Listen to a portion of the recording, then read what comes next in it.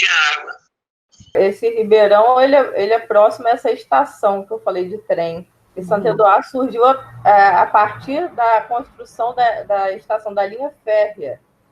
E a linha férrea, os ingleses vieram há cento e tantos anos atrás para construir até o Espírito Santo, até a divisa. E aqui passou a ter uma estação. E eles viveram por aqui muito tempo, enquanto estava essa construção. E foi formando a comunidade a partir disso. Então, por isso que o centro está aqui na região da estação. Olha, aqui em Santo Eduardo, nós somos assim, não querendo ser muito clichê, mas falando de uma forma bem clara, nós somos os últimos, às vezes, a sermos atendidos e assistidos pelo poder público. Campos é 80 quilômetros daqui. E tem uns bairros que estão aqui nessa parte mais central aqui.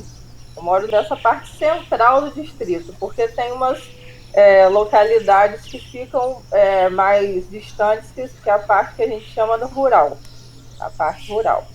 Que aí tem a comunidade do Garrafão, tem Espírito Santinho. Eu moro lá desde que eu nasci. O bairro onde eu moro a gente chama de departamento, aí tem o São Sebastião, aí tem o outro bairro que chama de 69, aí tem uma rua lá que eles chamam de Rua da Lama. Eu sempre morei na mesma casa, desde que nasci. Então, aqui tem regiões mais baixas, né? Tipo o bairro Departamento, que é um pouco abaixo do nível do centro. E lá na chegada de Santo Eduardo tem um valão que desemboca no valão principal, que vem da região da comunidade de 69. É uma comunidade que tem a margem da rodovia. Eu moro aqui em Santo Eduardo há 68 anos. E eu moro aqui na rua principal, no centro. Tem 23 anos. Eu moro aqui desde sempre. Nasci em Bom Jesus, né? Porque era o hospital mais perto. Mas desde sempre eu moro aqui. Departamento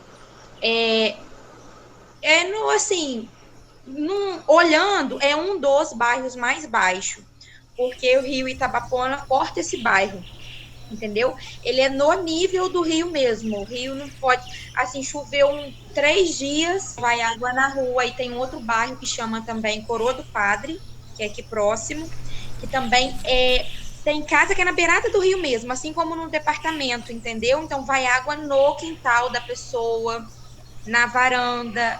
Eu moro aqui há 16 anos, departamento. Eu comprei aqui, mas não sabia na época, eu vim do Rio, né? Realmente aqui tem época que chove muito, o rio aqui enche, né? Eu moro do lado do rio.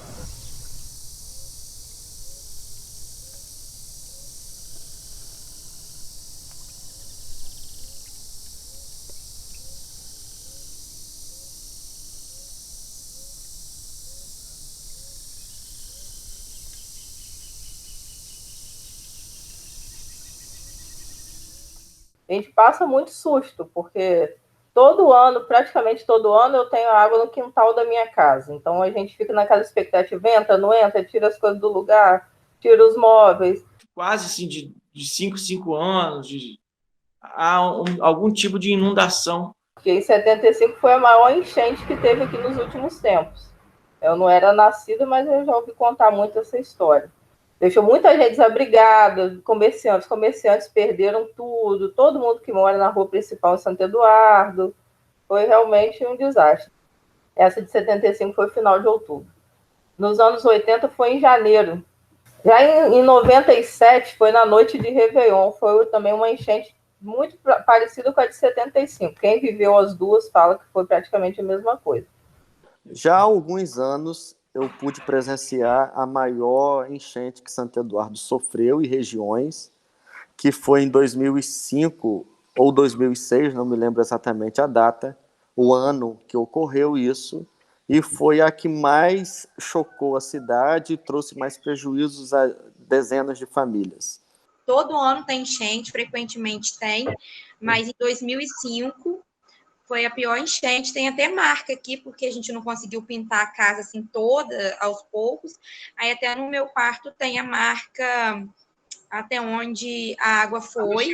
E na época meu avô era vivo ele tinha uns 52, 53 anos, e ele falou que ele também sempre morou aqui, e falou que foi a pior enchente que ele viu. Em 2006 deu uma enchente que foi muito falada nas televisões, né, em rádio, que encheu até a Praça de Santo Eduardo, encheu tudo, né? E aqui é tipo uma chácara onde eu moro, né? Então quebrou o meu muro todinho da frente, tem mais de 76 metros, lateral todinha, quebrou tudo.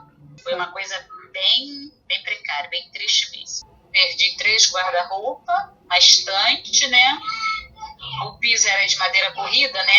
Se desfez todo, teve que trocar para piso mesmo. Quando eu era mais nova, teve uma enchente que foi muito alta. Aí derrubou o muro da casa da frente, da rua da frente, aí foi derrubando todos os muros que vinha pela frente, assim, veio uma onda. Aí, então, assim, a gente fica com medo de ficar em casa, né? Então, geralmente, a gente sai. Mas o procedimento é assim, a água começou subindo, se deu à noite, ninguém dorme. Fica todo mundo acordado e toda hora vai do lado de fora, vai na janela olhar, ver a quantidade que está subindo. Aí, se continuar subindo, a gente começa levantando as coisas.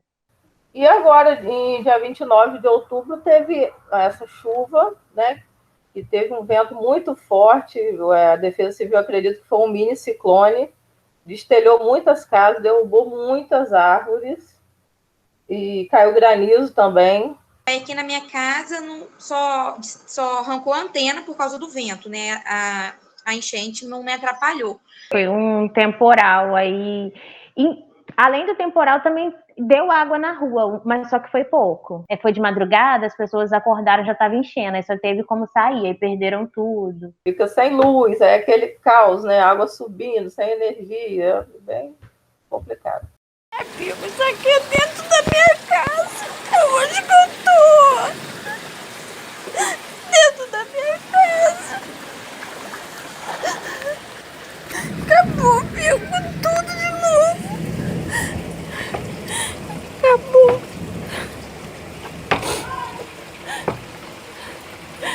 Entrou água em tudo, viu? Tudo. Acabou tudo. Ai, tinha o colchão pingando água, ó. Os travesseiros tudo secando.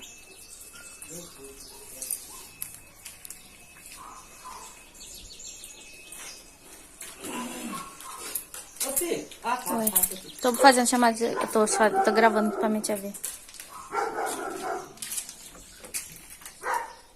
Normalmente é uma coisa inesperada que acontece de uma hora para outra e os vizinhos se ajudam.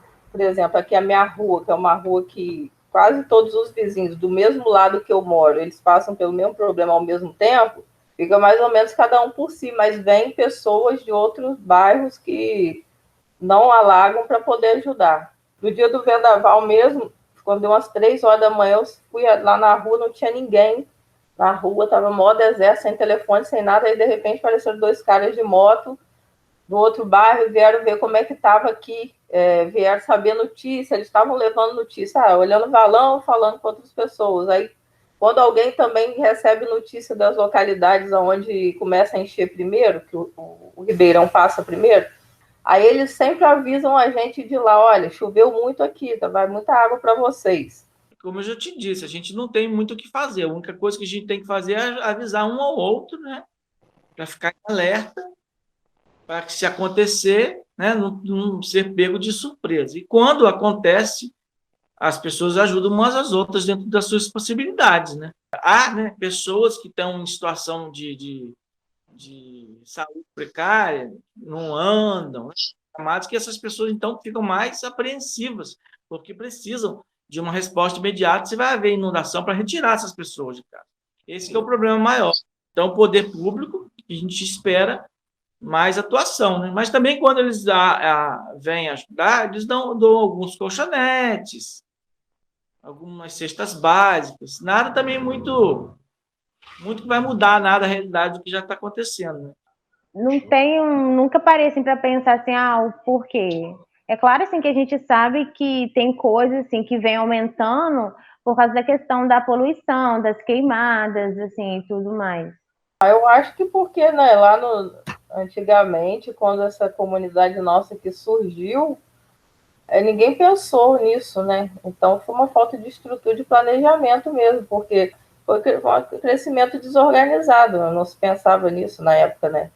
E nunca se pensou. Então, a maior parte do distrito está situada na rua principal, onde tem um comércio, na beira do Ribeirão, sendo que a gente tem outros espaços. Entendeu? Então, assim, eu acho que a gente está se aproximando muito da natureza. E, assim, aqui eles queimam muito pasto, muito mesmo.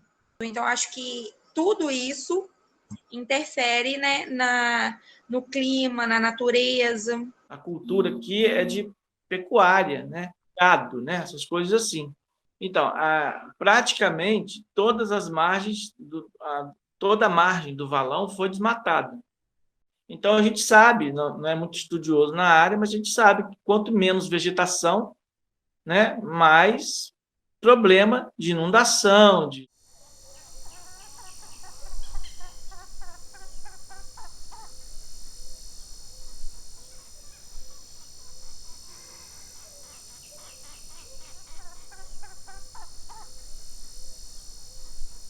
Eu vejo que há muitos anos as pessoas, por não conhecerem, vieram maltratando muito esses recursos hídricos que nós temos, os nossos recursos naturais.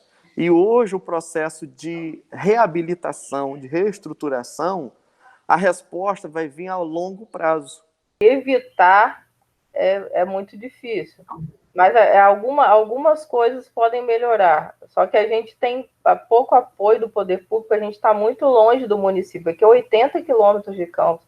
A gente é esquecido aqui, completamente esquecido mesmo, a nossa comunidade. Então, eu acho que essa questão da coleta de lixo, de ter varredor de rua para retirar o lixo, ajudaria no caso de alagamento por entupimento de bueiro.